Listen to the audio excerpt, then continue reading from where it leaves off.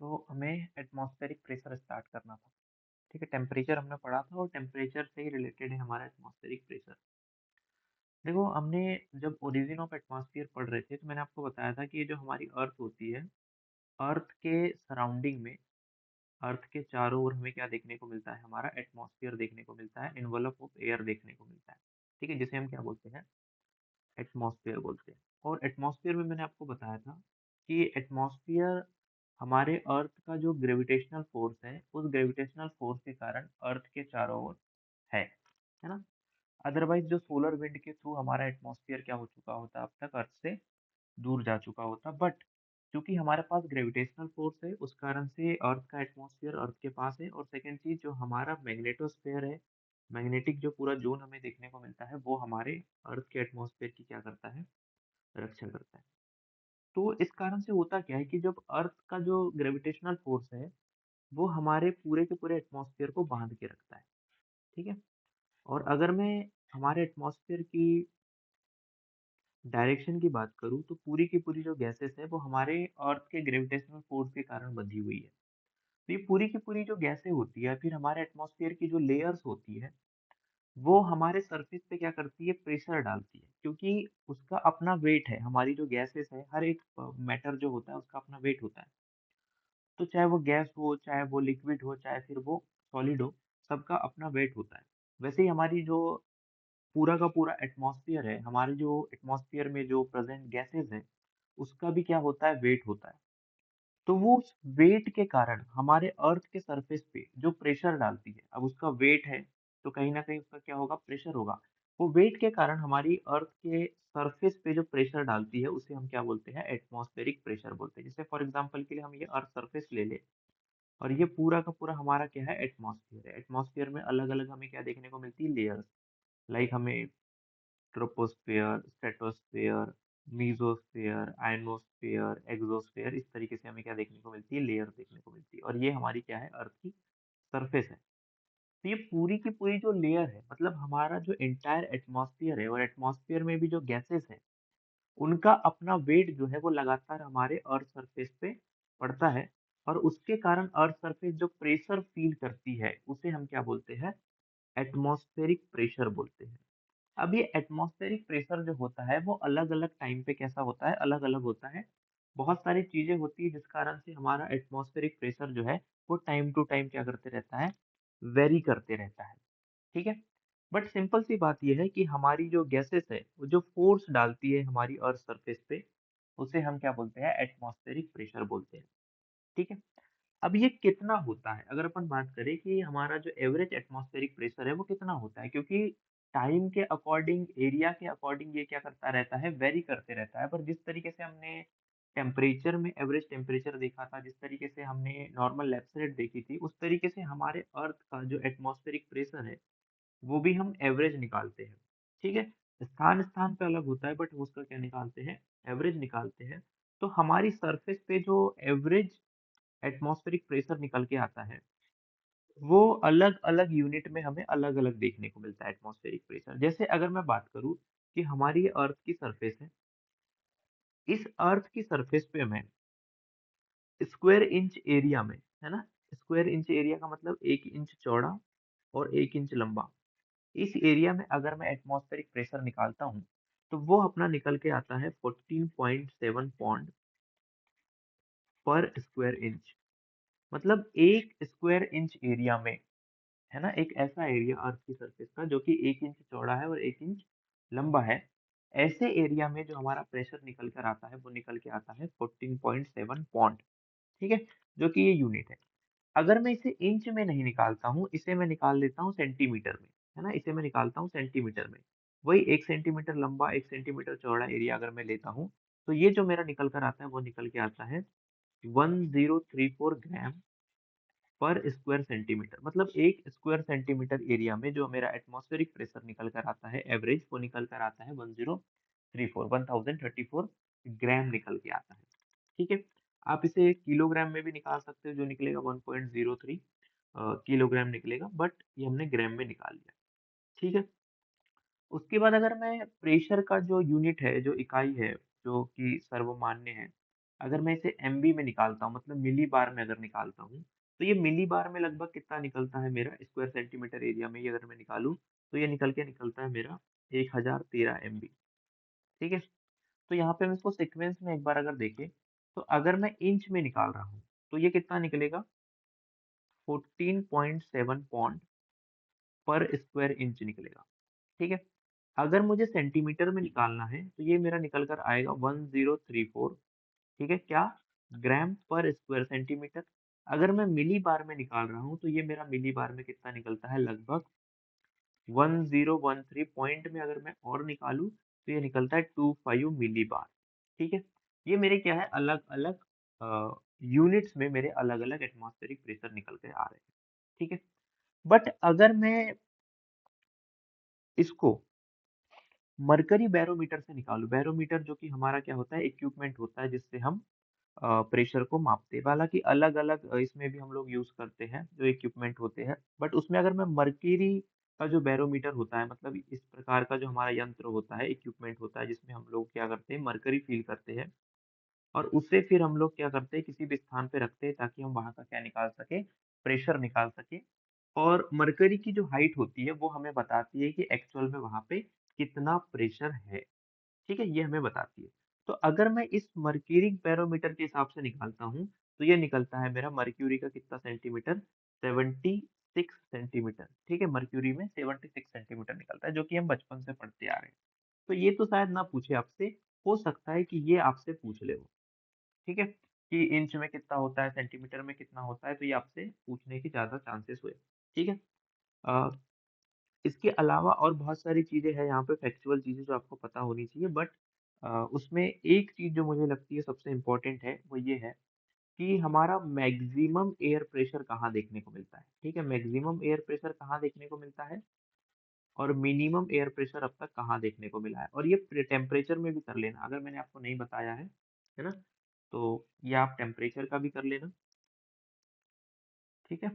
ताकि आप लोग को अगर फैक्ट पूछा जाए तो आपसे वो पता हो।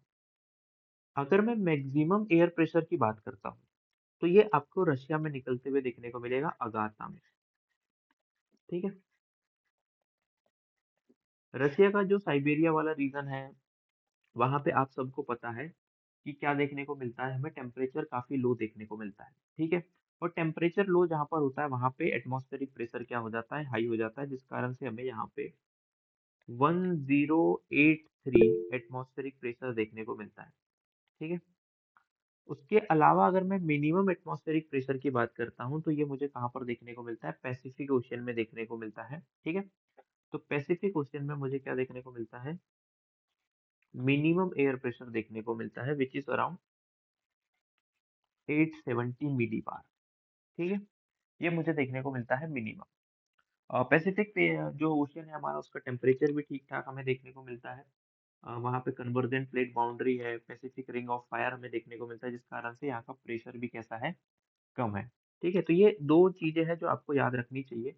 अगर मैं टाइम के अकॉर्डिंग बात करता हूँ, है ना? टाइम के अकॉर्डिंग अगर मैं बात करता हूँ, तो टाइम के अकॉर्डिंग जो मुझे मैक्सिमम एयर प्रेशर देखने को मिलता है ना? टाइम के अकॉर्डिंग वो मुझे देखने को मिलता है कब?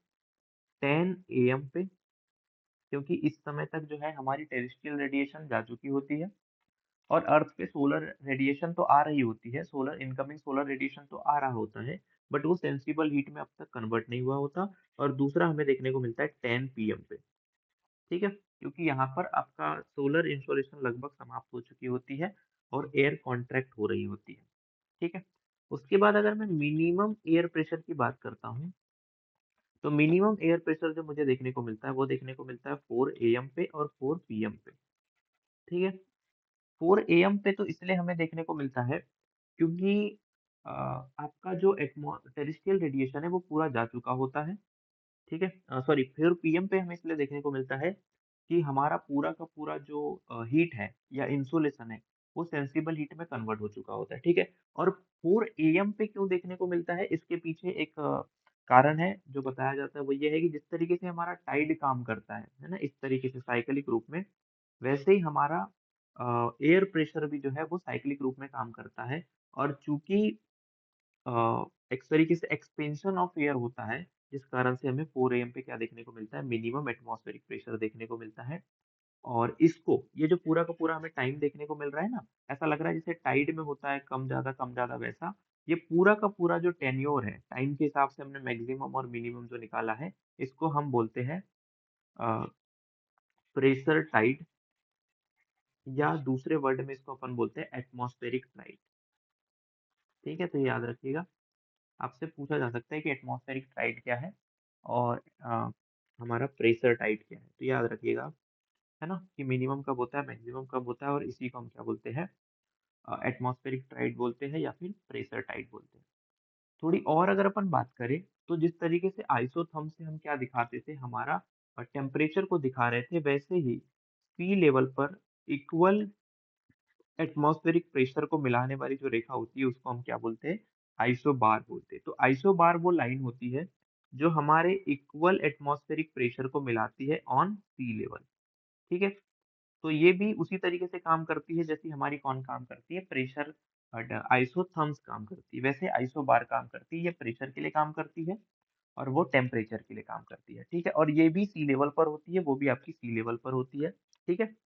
अब थोड़ी बात ये अपन कर लेते हैं कि हमारा जो एटमॉस्फेरिक प्रेशर होता है, इसको कौन-कौन से कारक जो होते हैं, कौन-कौन से फैक्टर होते हैं, वो अफेक्ट करते हैं। ठीक है?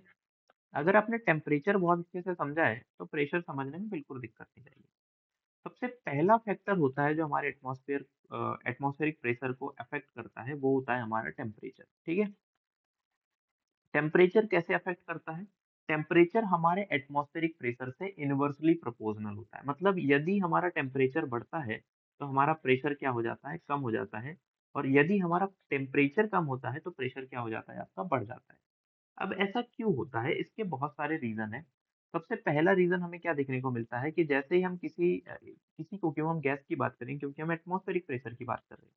तो जैसे ही हम गैस को क्या करते हैं, टेम्परेचर देते हैं, तो गैस के जो मॉलिक्यूल्स होते हैं, वो क्या होते हैं, दूर-दूर मूवमेंट करने लगते हैं। उसमें काइनेटिक एनर्जी आती है और वो मूव करने लगते हैं, है ना?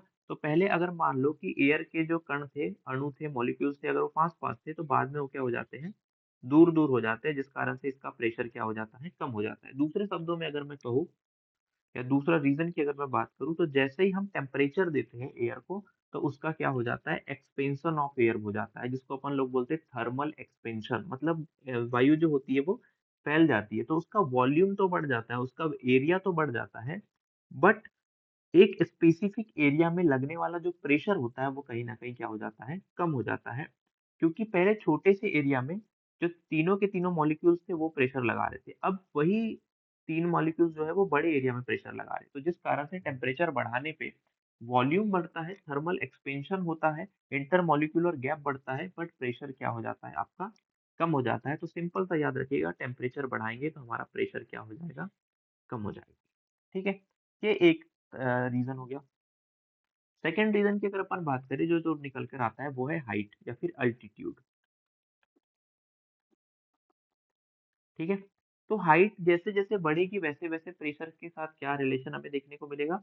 बहुत सिंपल है, कि जिस तरीके से हम टेम्परेचर बढ़ा रहे थे, तो हमारा एयर प्रेशर क्या हो रहा था? कम हो रहा था। वैसे ही जैसे-जैसे हमारी अल्टीट्यूड या हाइट बढ़ेगी, वैसे-वैसे हमारा प्रेशर भी क्या होता चलेगा? कम होता चलेगा, क्योंकि बहुत सिंपल सी बात है कि जैसे मान लीजिए अर्थ सरफेस है और ये पूरा का पूरा हमारा एटमॉस्फेयर की लेयर है। तो अभी अगर मैं यहाँ से, मतलब अर्थ के सरफेस से अगर मैं प्रेशर को मापता हूँ, उसका मेज़रमेंट करता हूँ, तो पूरी की पूरी जो लेयर है, एटमॉस्फेयर की पूरी लेयर इस पे क्या लगाएगी? प्रेशर लगाएगी। बट अगर मैं थोड़ा ऊपर चले जाता हूँ, यहाँ पे अगर मैं प्रेशर को मापता हूँ, तो मुझे क्या देखने को मिलेगा कि ये ऊपर की ही लेयर लेयर क्या लगा पाएगी? केवल और केवल प्रेशर लगा पाएगी। ठीक है? तो मतलब कम एयर प्रेशर लगाएगी। तो एयर प्रेशर कम हो जाएगा। सेकंड चीज़ जो मुझे देखने को मिलती है, वो ये है कि जो हमारा निचला वायुमंडल होता है, लोअर एटमॉस्फियर होता है, वहाँ पे बहुत ज़्यादा हमें डेंस एयर देखने को मिलती है। जिस कारण से यहाँ से अगर मैं लेता हूँ, अर्थ के सरफेस से अगर मैं एटमॉस्फेरिक प्रेशर का मेज़रमेंट करता हूँ, तो वो डेंस एयर भी क्या लगाएगी? प्रेशर लगाएगी। बट अगर मैं थोड़ा ऊपर जाके एटमॉस्फेरिक प्रेशर का क्या करता हूँ? मेज़रमेंट करता हूँ, तो वहाँ पे मुझे उतनी डेंस एयर देखने को नहीं मिलेगी, जिस कारण से एटमॉस्फेरिक प्रेशर भी कम हो जाएगा। ठीक है? तो जैसे-जैसे हाइट बढ़ती जाएगी, एटमॉस्फेरिक प्रेशर क्या होता चला जाएगा? कम होता जाएगा। इसके 2 रीज़न मैंने आपको बताए। एक तो डेंसिटी बताया और दूसरा क्या बताया? हाइट के साथ अ, एटमॉस्फेयर का जो एरिया है, लेयर है, वो भी धीरे-धीरे क्या होती जा रही है आपकी, कम होती जा रही है। और जैसे ही मैं 10 मीटर ऊपर जाता हूँ, ठीक है? हालाँकि इसमें हम देखेंगे कि जो प्रेशर है ना वो एज हाइट के साथ चेंज होते रहता है। कोई यूनिवर्सल लॉ नहीं है, जिस तरीके से टेम्परेचर का भी यूनिवर्सल लॉ नहीं है बट हमने नॉर्मल लेफ्ट साइड निकाल रखी है, वैसे ही प्रेशर का भी कोई यूनिवर्सल लॉ नहीं है। बट जनरली ये देखने को मिलता है कि जब मैं 10 मीटर ऊपर जाता हूँ, ठीक है? जब मैं 10 मीटर ऊपर जाता हूँ, तो 1 एमबी मतलब 1 मिलीबार जो हमारा प्रेशर है वो क्या हो जाता है, कम हो जाता है। जैसे हमारा सरफेस पे कितना है, सरफेस पे हमें देखने को मिलता है 10-13, है ना? 1013 हमें देखने को मिलता है। तो अगर मैं 10 मीटर ऊपर जाता हूँ तो मुझे क्या देखने को मिलेगा, 1012 देखने को मिलेगा, ठीक है? अगर मैं 100 मीटर ऊपर जाता हूँ तो 1003 देखने को मिलेगा, ठीक है? इस तरीके से आप लोग याद रखिएगा। क्लियर? अब थोड़ा हम और आगे बढ़ते हैं, अब हम थर्ड की बात करते हैं। थर्ड जो हमें देखने को मिलता है वो देखने को मिलती है humidity. First of all humidity क्या होती है? ये हमारे दिमाग में आता है कि आखिर ह्यूमिडिटी क्या है? बहुत सिंपल है। देखो हमारी जो ह्यूमिडिटी होती है, वो होती है हमारा जो एयर है, एयर में कितनी वाटर वेपर है, ठीक है? एयर में जितनी वाटर वेपर होती है उसको हम लोग बोलते हैं ह्यूमिडिटी। जितनी ज्यादा वाटर वेपर हम बोलेंगे कि हमारी एयर जो है वो उतनी ज्यादा क्या है, ह्यूमिड एयर है, ठीक है? जितनी वाटर वेपर कम होगी उतनी हम बोलेंगे कि ये लेस ह्यूमिड एयर है या फिर ड्राई एयर है। तो याद रखना कि जैसे-जैसे मैं ह्यूमिडिटी बढ़ाता हूँ, मतलब जल वाष्प की मात्रा बढ़ाता हूँ एयर में, वैसे-वैसे हमारी जो एयर प्रेशर है वो क्या होता चला जाता है, कम होता चला जाता है, ठीक है?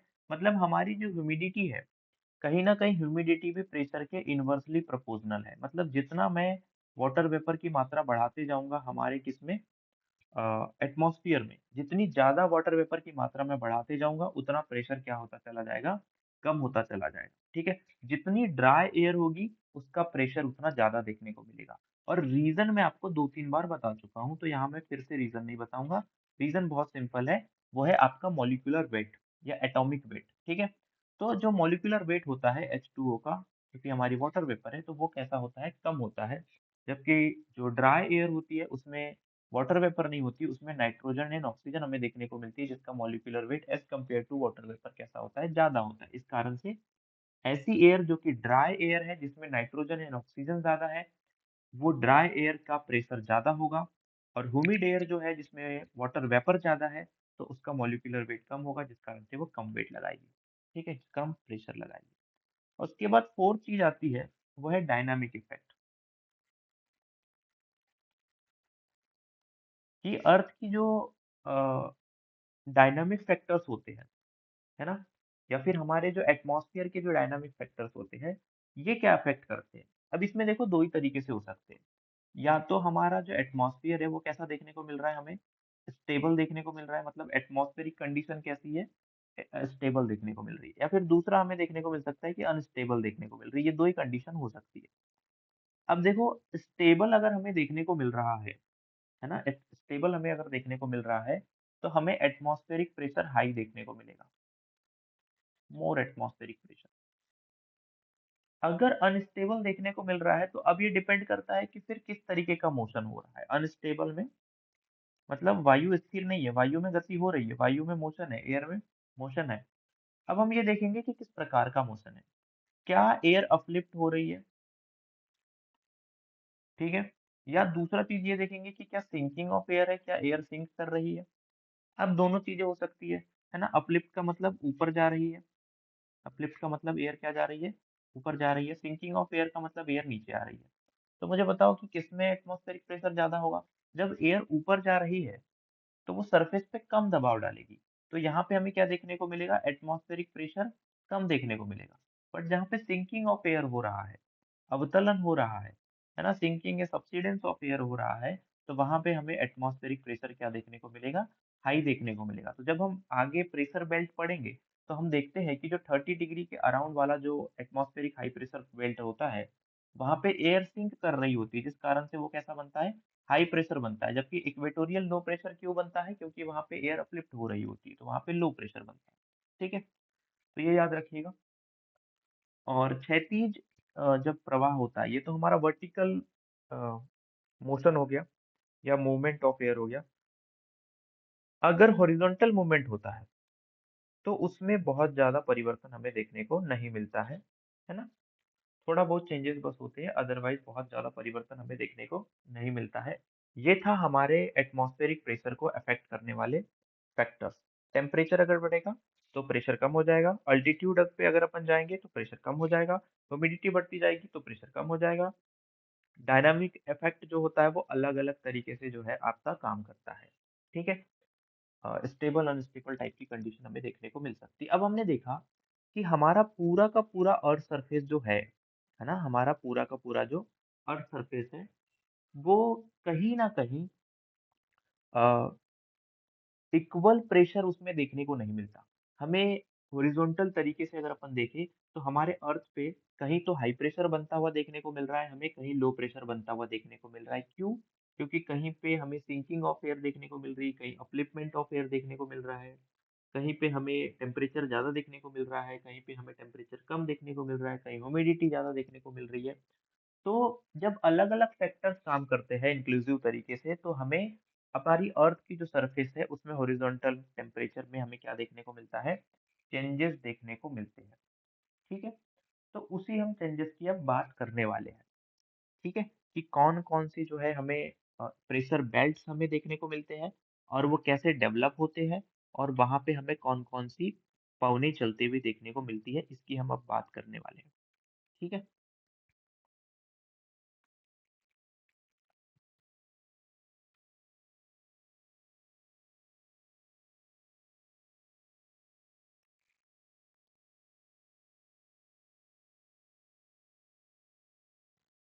चलिए, तो हम स्टार्ट करते हैं।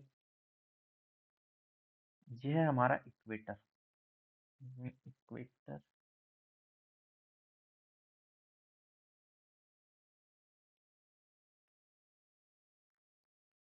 ये है हमारा इक्वेटर।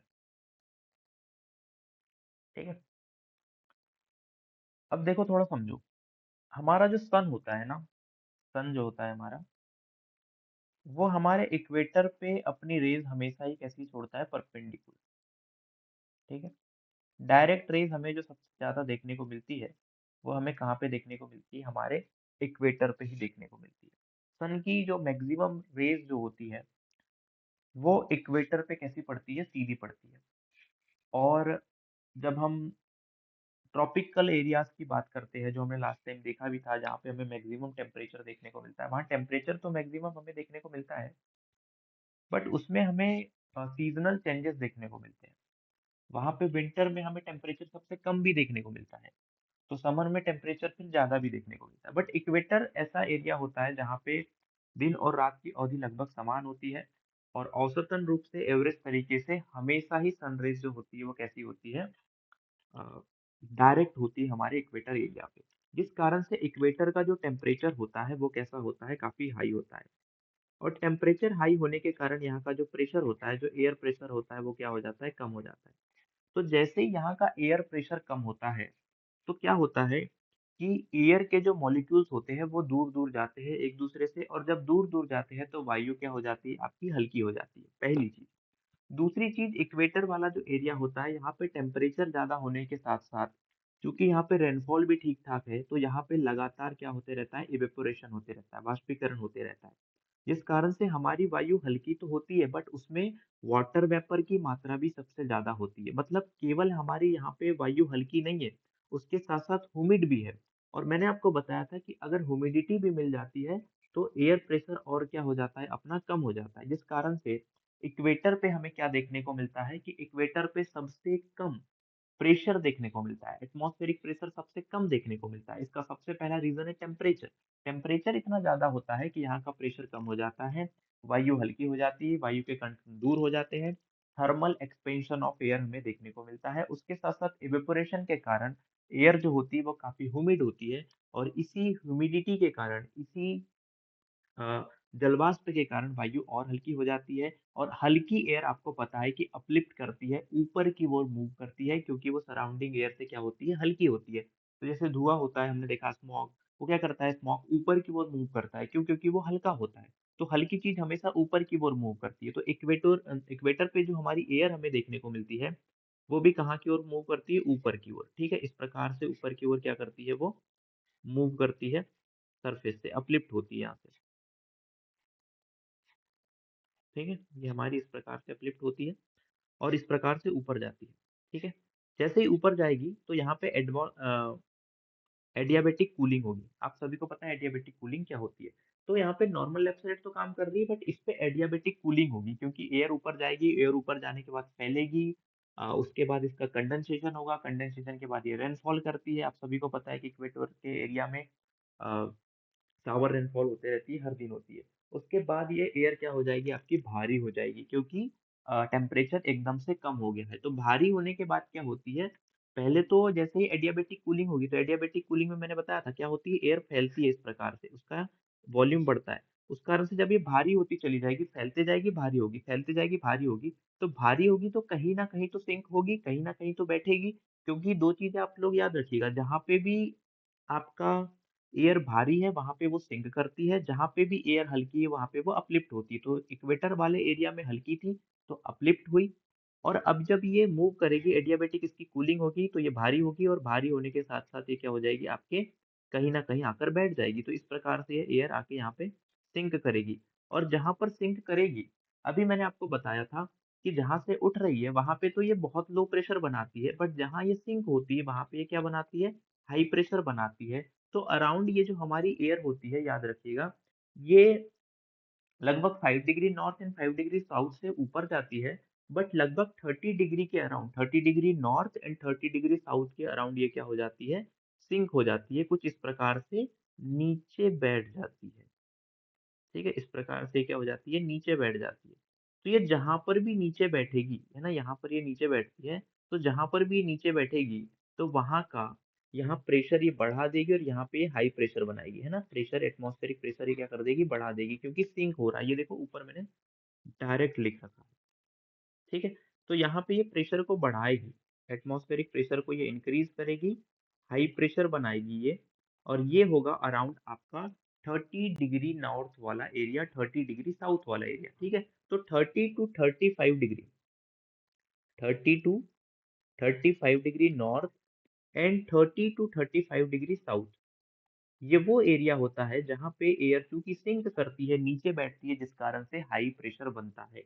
अब देखो यहाँ पे आपको क्या समझ में आ रहा है कि इक्वेटर के पास हमारा क्या बना है, लो प्रेशर बना है, और हमारे 30 degree north and 30 degree south के पास हमारा क्या बना है, हाई प्रेशर बना है, जिस कारण से विंड की जो मूवमेंट होती है वो हमेशा हॉरिजॉन्टल मूवमेंट कैसी होती है, हाई प्रेशर से लो प्रेशर।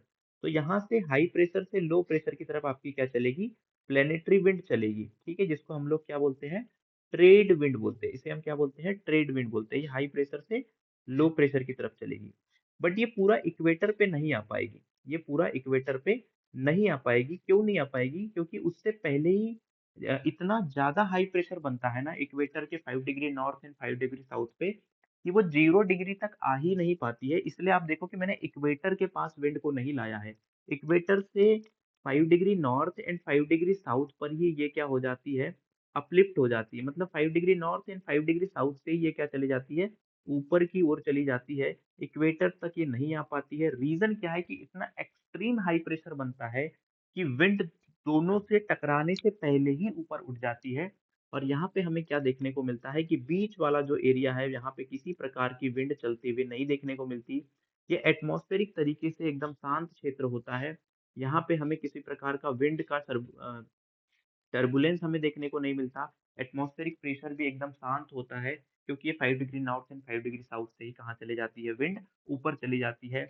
ये जो बीच वाला एरिया जो 5 degree north and 5 degree south के बीच में बन रहा है, इस एरिया को हम डोल ड्रम बोलते हैं। ऐसा एरिया जो एटमॉस्फेरिक तरीके से एकदम शांत है, किसी भी प्रकार से हमें क्या नहीं देखने को मिलता, टर्बुलेंस नहीं देखने को मिलता, एयर नहीं देखने को मिलती, इस एरिया को हम बोलते हैं डोल ड्रम, जो कि 5 degree north and 5 degree south के बीच में बनता है। ये है हमारा डोल ड्रम। ये डोल ड्रम कैसे बना, मैंने आपको पूरा फिनोमेना समझा दिया। अब ये देखो पूरा एक साइकिल बन रहा है, कैसे कि यहाँ पे जो हाई प्रेशर बन रहा था, विंड आई, विंड ऊपर गई, ये एटमॉस्फेरिक एडियाबेटिक क्या हुआ, इसकी कूलिंग हुई, एक्सपेंशन हुआ, एक्सपेंशन होने के बाद ये भारी हुई, नीचे जाकर बैठी, यहाँ पे इसने हाई प्रेशर बनाई, फिर से इधर की ओर मूव करी, तो ये पूरा का पूरा इसने क्या बनाई है, एक सेल बनाई है। अब इक्वेटर पे क्या होता है, थोड़ा सा समझिएगा। इक्वेटर पे जब ये एयर ऊपर जाती है ना, तो ऊपर जाने के बाद इसकी एडियाबेटिक कूलिंग होती है। एडियाबेटिक कूलिंग होने के कारण यहाँ पे एक क्लाउड बनाती है जिसको हम बोलते हैं क्यूमुलोनिम्बस क्लाउड। और क्यूमुलोनिम्बस क्लाउड के कारण हर दिन इक्वेटोरियल एरिया में विषुवतरेखीय प्रदेश में लगभग 2 बजे के अराउंड 12 से 2 बजे के बीच में बहुत तेज वर्षा करती है, कम समय के लिए वर्षा करती है, क्योंकि बनने वाला क्लाउड ही कौन सा है, क्यूमुलोनिम्बस है। तो क्यूमुलोनिम्बस मतलब कपासी वर्षक मेघ जो होते हैं वो गरज एवं चमक के साथ थंडर एंड लाइटनिंग के साथ रेनफॉल करते हैं, बट बहुत कम समय के लिए करते हैं। तो इक्वेटर एक ऐसा एरिया होता है जहाँ पे हर दिन रेनफॉल होती है क्यूमुलोनिम्बस क्लाउड से। Reason daily upliftment of air, जिसमें ह्यूमिडिटी भी होती है। एक पूरा का पूरा सेल बनता है उसके बाद, क्योंकि विंड डाइवर्जेंट होती है, अलग अलग दिशाओं में जाती है और 30 degree north and 30 degree south के अराउंड फिर से सिंक करती है जहाँ पे हाई प्रेशर बनाती है। तो ये जो एक पूरा सेल हमें देखने को मिल रहा है, ये जो पूरा हमें सेल देखने को मिल रहा है, ये सेल बनता है, एक कोशिका बनती है, ठीक है, जिसको हम बोलते हैं हैडली सेल। क्या बोलते हैं इसे हम? हैडली सेल, ठीक है, इसको हम बोलते हैं हैडली सेल। दोनों को हम लोग क्या बोलते हैं? हैडली सेल बोलते हैं। क्लियर? इतनी बातें क्लियर? डोलड्रम यस वाला सर। जो एरिया होता है ना, याद रखना, यहाँ पे विंड नहीं चलती है, बल्कि यहाँ पे कुछ वेस्टर्ली चलते हुए देखने को मिलती है हमें इस प्रकार से, जो कि बहुत सूडो होती है, बहुत छद्म होती है, उतनी ज्यादा पावरफुल नहीं होती, इस प्रकार से चलती है ये एटमॉस्फेरिक वेस्टर्ली, ठीक है। वो विंड मतलब हमारे अर्थ जो वेस्ट टू ईस्ट चलती है ना, उसके कारण वो चलती है, क्योंकि बीच में शांत क्षेत्र होता है तो उसके कारण वो चलती है। बट उसका कोई बहुत ज्यादा फोर्स नहीं होता, बहुत सूडो फोर्स होता है, बहुत सूडो होती है, बहुत ज्यादा वो एक्सट्रीम नहीं होती, ठीक है। अब देखो, एक चीज और आपको समझना है कि जो थर्मल ये जो प्रेशर बेल्ट होते हैं ना, एक प्रेशर बेल्ट मैंने बता दिया, एक प्रेशर बेल्ट कौन सा बनाया बताया मैंने, ये वाला इक्वेटोरियल लो प्रेशर, ठीक है, अभी एक ही बताया इक्वेटोरियल लो प्रेशर। ये जो इक्वेटोरियल लो प्रेशर बना है किसके कारण बना है? टेम्परेचर के कारण बना है, टेम्परेचर हाई होने के कारण बना है। तो इक्वेटोरियल लो प्रेशर बेल्ट याद रखना, जो 5 degree north and 4 degree south के बीच में बनता है, टेम्परेचर के कारण बनता है, टेम्परेचर के कारण लो प्रेशर बनता है, जिसे इक्वेटोरियल लो प्रेशर बोलते हैं। इसे हम थर्मल इंड्यूस्ड लो प्रेशर बोलते हैं, क्योंकि ये थर्मल तरीके से बना है, तापजन्य है, ताप के कारण बना है, इसीलिए हम इसे क्या बोलते हैं? थर्मल इंड्यूस्ड लो प्रेशर बोलते हैं। ये पहला लो प्रेशर है। उसके बाद याद रखना कि अर्थ से एयर ऊपर गई, डाइवर्जेंट हुई 30 degree north and 30 degree south के बीच में, क्या हुई? सबडक्ट हुई, सिंक हुई।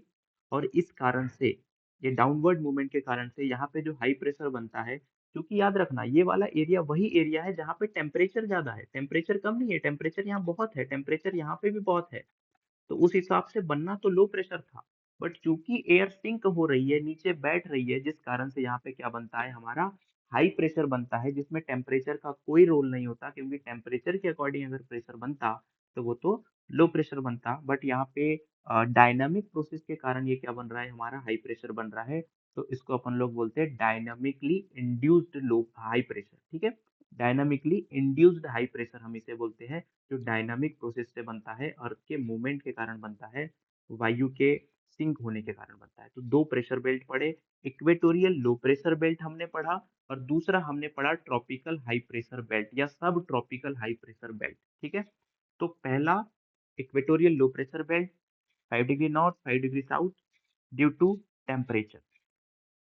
30 to 35 degree north and south, subtropical high pressure belt, due to dynamic process, dynamically induced high pressure. Clear? इतनी चीजें आगे बढ़े। Yes sir. अब यस देखो सर। हाई, यहाँ पे समझना, ये जो प्रेशर है यहाँ पे थोड़ा सा आप लोग समझना कि सबसे कम, यहाँ पे तो हमने एक चीज देखा कि इक्वेटर पे डायरेक्ट रेस पड़ रही थी, बट सबसे कम जो सबसे तिरछी रेस जो पड़ती है, सबसे इंक्लाइंड रेस जो पड़ती है, वो कहाँ पर पड़ती है? हमारे पोलर एरियाज पे पड़ती है, जिस कारण से हमारे पोलर एरियाज का जो टेम्परेचर होता है वो कैसा होता है? सबसे कम होता है। पोलर एरियाज का टेम्परेचर हमें सबसे कम देखने को मिलता है। तो अगर पोलर एरिया का टेम्परेचर सबसे कम है, तो मुझे बताओ कि यहाँ पे प्रेशर कौन सा बनेगा? हाई प्रेशर बनेगा या लो प्रेशर बनेगा? High high pressure. Pressure. High pressure. High pressure. ठीक है, हाई प्रेशर बनेगा। अब हाई प्रेशर में हमेशा क्या होता है कि हाई प्रेशर से लो प्रेशर की तरफ विंड चलती है, ठीक है, हाई प्रेशर में हमेशा ये हमें देखने को मिलता है। कि हाई प्रेशर से लो प्रेशर की तरफ आपकी क्या चलती है, विंड चलती है। तो जो हाई प्रेशर हमारे कहाँ पर बना है, पोल पे बना है। चाहे मैं नॉर्थ पोल की बात करूँ, चाहे मैं साउथ पोल की बात करूँ, यहाँ पे कौन सा प्रेशर बना है, हाई प्रेशर बना है। तो इसके कारण से क्या होता है, ये हाई प्रेशर यहाँ पर भी बना, ये हाई प्रेशर हमारे यहाँ पर भी बना। तो इस हाई प्रेशर के कारण क्या होता है कि इसके कंपैरिजन में मतलब कि लगभग थोड़ा-सा अगर मैं लो लैटिट्यूड्स पे आ जाऊँ, ठीक है? ये 90 डिग्री है, अगर मैं 70 या 75 डिग्री के आसपास आऊँ, तो उसका टेम्परेचर एज़ कम्पेयर टू पोल थोड़ा-सा ज़्यादा होता है, जिस कारण से पोल के आसपास आपका क्या बनता है, लो प्रेशर बनता है। तो ये हाई प्रेशर जो कि किसके कारण बना है, टेम्परेचर के कारण बना है। इस हाई प्रेशर से इधर की ओर आपकी क्या चलती है, विंड चलती है। ठीक है? जिसको हम बोलते हैं पोलर ईस्टर्ली, इधर की ओर विंड चलती है जिसे हम बोलते हैं पोलर ईस्टर्ली। ये पोलर ईस्टर्ली चल रही है, ठीक है? ये पोलर ईस्टर्ली चल रही है। इसके बाद एक चीज़ मैंने आपको बताया था कि लगभग 30 degree north and 30 degree south के अराउंड आपका कौन-सा प्रेशर बना है, हाई प्रेशर। तो हाई प्रेशर से केवल इधर की ओर विंड नहीं आती, इधर की ओर विंड भी जाती है, जिसको हम लोग बोलते हैं वेस्टर्ली। इसको अपन क्या बोलते हैं, वेस्टर्ली बोलते हैं। तो ये वेस्टर्ली चल रही है इस प्रकार से, इधर भी वेस्टर्ली चल रही है इस प्रकार से, ठीक है? अब मैं यहाँ पे कौन सा फिनोमेना होता है ना आपको बताता हूँ थोड़ा सा इधर। देखो समझना, एक साइड से ही बता रहा हूँ। ये है 90 डिग्री और ये है अराउंड आपका 30 डिग्री, ठीक है? दोनों ही कौन से हैं, हाई प्रेशर है, बट ये ड्यू टू टेम्परेचर है, ये ड्यू टू डायनामिक प्रोसेस है, दोनों ही हाई प्रेशर है। तो यहाँ से एक विंड चलती है मेरी जो कि है हाई प्रेशर के कारण चल रही है, थर्मल ईस्टर्ली या फिर पोलर ईस्टर्ली, थर्मल बोल दिया सॉरी, पोलर ईस्टर्ली चल रही है। इधर से जो विंड आ रही है मेरी, ये कौन सी है, वेस्टर्ली। अब मुझे बताओ दोनों में से भारी कौन सी होगी।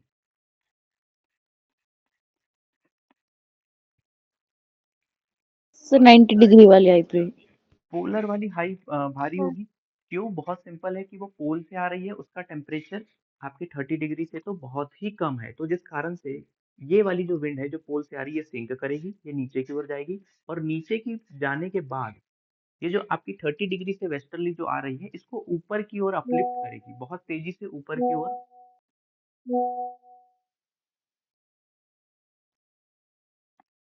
बहुत तेजी से ऊपर की ओर जाएगी इस प्रकार से, ठीक है? यहाँ से ये ऊपर की ओर जाएगी।